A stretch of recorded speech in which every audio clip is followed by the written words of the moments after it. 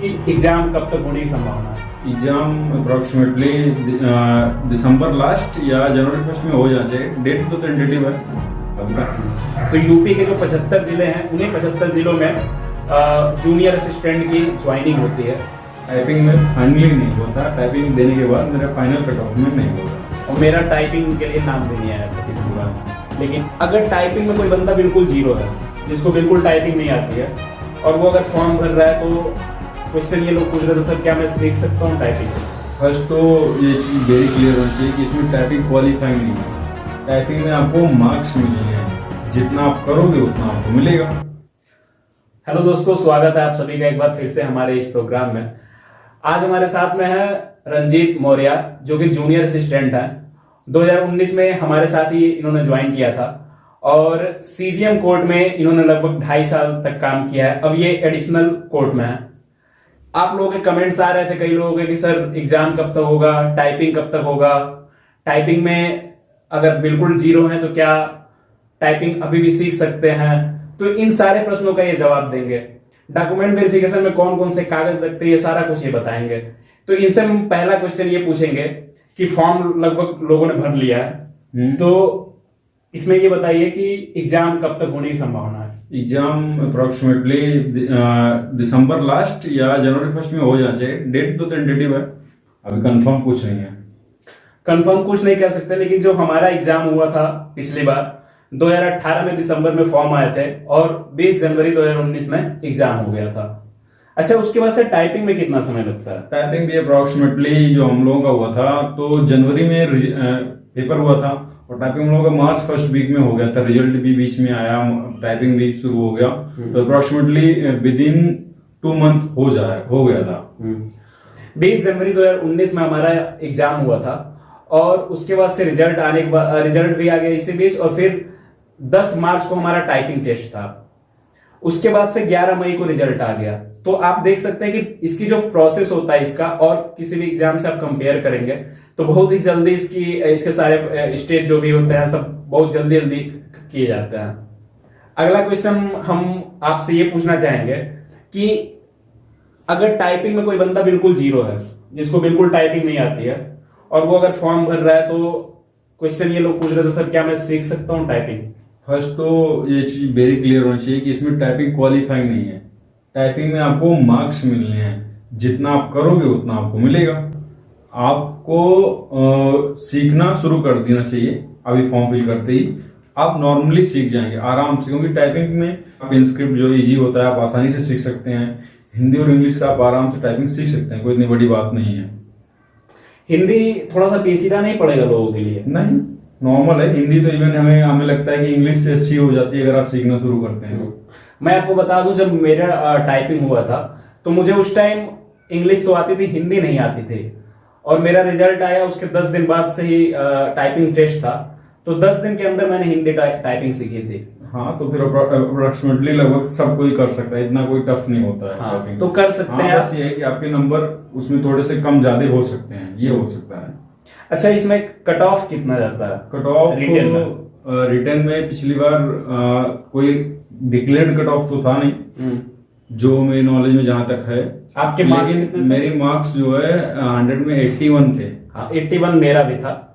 तो अगर आपका 81 के आसपास भी आ जाते हैं नंबर, तो आप सिलेक्शन मान सकते हैं कि हो जाएगा। लेकिन कुछ कह भी नहीं सकते इसके मामले में, क्योंकि पिछली बार भी 2017 में भी हमारा 81 मार्क्स ही थे और उस टाइम नहीं हुआ था। उस टाइम मेरे 86 मार्क्स थे, मैंने टाइपिंग दिया था। मेरा टाइपिंग में फाइनली नहीं हुआ था, टाइपिंग देने के बाद मेरा फाइनल कट ऑफ में नहीं हुआ था। और मेरा टाइपिंग के लिए नाम भी नहीं आया था पिछली बार। लेकिन देख सकते हैं आपकी अगली वैकेंसी में फिर जस्ट 1 साल बाद फिर वैकेंसी आ गई। 2019 के बाद से 20-21 में फॉर्म नहीं आया, 2022 में आया हुआ। तो अभी आप हमको ये बताइए कि अगर जैसे कई लोग हमसे पूछ रहे थे कि इंटरमीडिएट में मैथ्स नहीं है, तो क्या ये फॉर्म भर सकते हैं ग्रुप सी के लिए? जरूर भर सकते हैं। इसके लिए आपको इंटरमीडिएट होना चाहिए। ये नहीं है कि आपको मैथ्स होना चाहिए, ऐसी कोई रिक्वायरमेंट नहीं है। आप मैथ्स, उसमें एक ऑप्शन भी आएगा फॉर्म फिल कर देना, आप उसको नो करके आप फिल कर दो, फॉर्म फिल हो जाएगा आपका। और मैथ्स की कोई रिक्वायरमेंट नहीं है, कंपल्सरी रिक्वायरमेंट नहीं है इसमें मैथ्स के लिए। हाँ, अमीन की पोस्ट के लिए जरूरी है। अमीन का अगर आप पोस्ट अगर प्रेफरेंस आप करते हैं उसमें, वैसे तो पोस्ट प्रेफरेंस अमीन का कहीं नहीं आ रहा, हाँ केवल जी। जूनियर असिस्टेंट और पेड अप्रेंटिस का ही आ रहा है। लेकिन जब ज्वाइन करते वक्त आप अमीन को अगर मिलता तो उसके लिए आपको मैथ कंपलसरी होना, लेकिन बाकी अदर पोस्ट के लिए मैथ आपकी जरूरत नहीं है। अगला क्वेश्चन ये है कि इसमें नौकरी कहाँ मिलती है? हाई कोर्ट में नौकरी हाई कोर्ट अपनी रिक्रूटमेंट करता है सबऑर्डिनेट कोर्ट के लिए, सबऑर्डिनेट कोर्ट किसे कहते हैं? डिस्ट्रिक्ट कोर्ट्स के लिए रिक्रूटमेंट करता है, जिसमें जिला न्यायालय में अपनी पोस्टिंग होती है। हाई कोर्ट में जो आरओ की सिर्फ पोस्टिंग होती है, और जो क्लर्क लेवल की जो वैकेंसी होती हैं वो अपने सबऑर्डिनेट कोर्ट के लिए करता है हाई कोर्ट। अच्छा, अगर इसमें होम डिस्ट्रिक्ट भी मिल जाता है? हाँ, मिल जाता है। बहुत सारे लोगों को हमारे बैच के होम डिस्ट्रिक्ट मिला हुआ है, और ऐसा कोई कंपल्सन नहीं है कि आपको होम डिस्ट्रिक्ट ही मिलेगा। ऐसा कोई हाई कोर्ट की तरफ से डायरेक्शन नहीं है कि हाँ होम डिस्ट्रिक्ट ही मिलेगा, मिल सकता है। ये होता है, उनका क्या प्रोसेस है उसका हमें नहीं पता कैसे अलॉट होता है, लेकिन हाँ कुछ लोगों को मिल जाता है, कुछ को नहीं मिलता। होम डिस्ट्रिक्ट हमें भी नहीं मिला।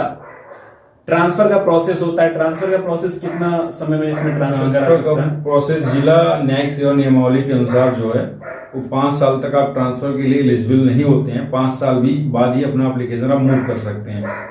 तो 5 साल तो मिनिमम लगने हैं आपको एक डिस्ट्रिक्ट में जहां आपकी सर्विस करनी ही है। ओके।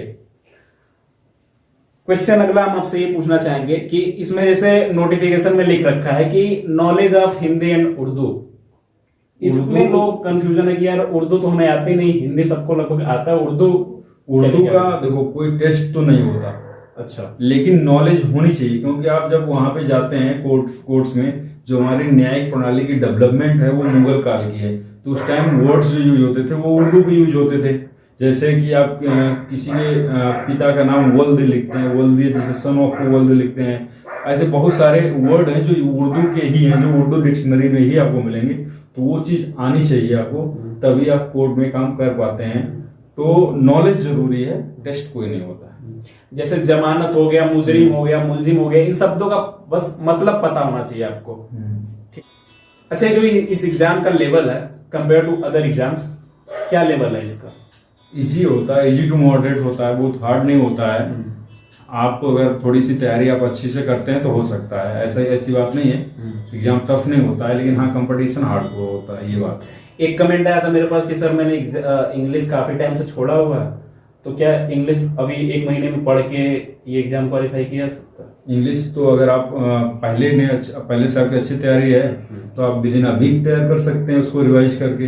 लेकिन आपके पहले से 0 हैं तो आप विद इन अ ईयर भी नहीं कर सकते हैं। ये तो आप पे डिपेंड करता है, डिपेंड करता है पर्सन तक। हाँ, कितनी तैयारी हो, कितने अच्छे से आप ग्रेस्प कर सकते हैं चीजों को। हाई स्कूल इंटरमीडिएट तक जो भी इंग्लिश है वही पूछना, उसके बाद का तो पूछना नहीं है, तो किया जा सकता है। इसमें अगला क्वेश्चन ये था कि जो CCC का सर्टिफिकेट है, हाँ, वो अगर हम अभी फॉर्म भर दें CCC का तो क्या वो वैलिड रहेगा? वो एलिजिबल नहीं होंगे। जो अभी फॉर्म भरे हैं, जिनके एग्जाम नहीं कंडक्ट हुए वो अभी एलिजिबल नहीं होंगे। जो पास आउट हो चुके हैं अभी तक एग्जाम की फॉर्म फिल करने की लास्ट डेट तक, वो इसके लिए एलिजिबल होंगे, चाहे ग्रेड कोई सा भी हो, लेकिन पास होना चाहिए।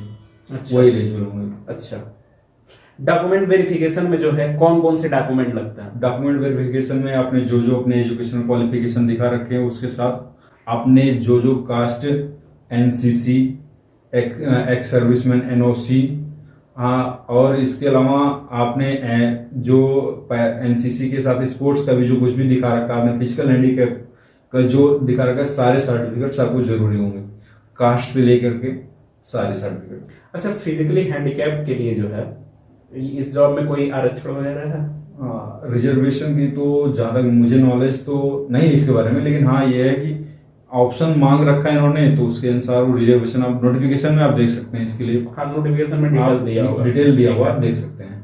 ओके, तो आई होप कि इतनी जानकारी ठीक है, इतना इस वीडियो के लिए 9-10 मिनट का वीडियो हो जाएगा ये।